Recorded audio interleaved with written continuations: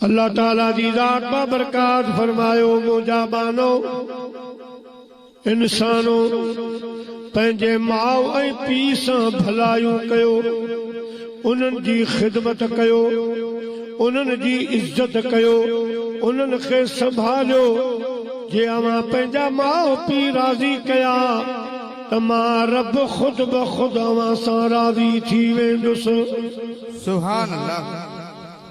کیترو حقا والدین جو مجھے محبوب مدینے جے میر صلی اللہ علیہ وسلم وٹ ہکڑو اصحابی سگورو آیو عرض کی مجھا سونا اساں جے متاں امر اے بابے جو کیترو حقا مجھے آقا تفصیل کان فرمائی پان فرمایوں ہما جنتک وہما نارک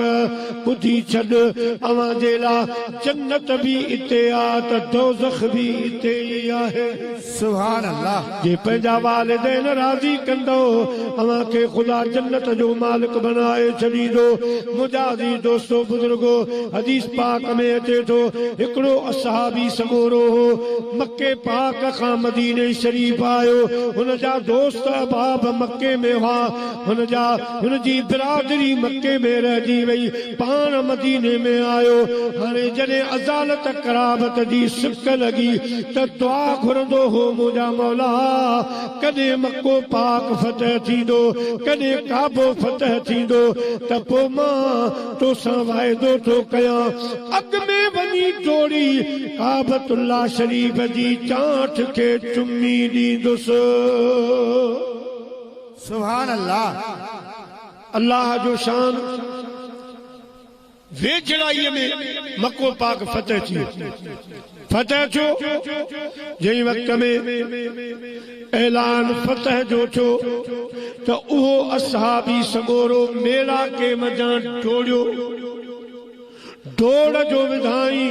مدینے جیسائی فرمایو انہی اصحابی سگورے خے وٹھی اچو وٹھی آیا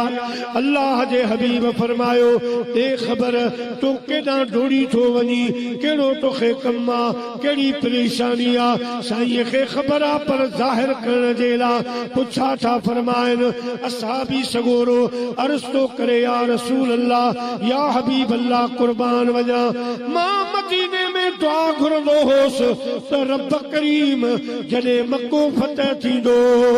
کما اگ میں ڈوڑی کعبت اللہ شریف دی چانٹ خے چمی دی دس اج پینجی باس پوری کرن جیلا اللہ سا وعدو پورو کرن جیلا ماں ڈوڑ پاتیا مجھے آقا فرمایو بھی بھلا امر جیری تھی جی مجھا سائیں مجھے اماں جیریا اللہ جے حبیب فرمایو تو چانٹ کعبے جی کے چھڑ گھر ون پہنجے اماں جا قدم چمیا سمجھو تو کعبت اللہ شریف جی چانٹ چمی چھلی اے نوجوان کعبے جی چانٹ چمن میں او ثواب کونے کو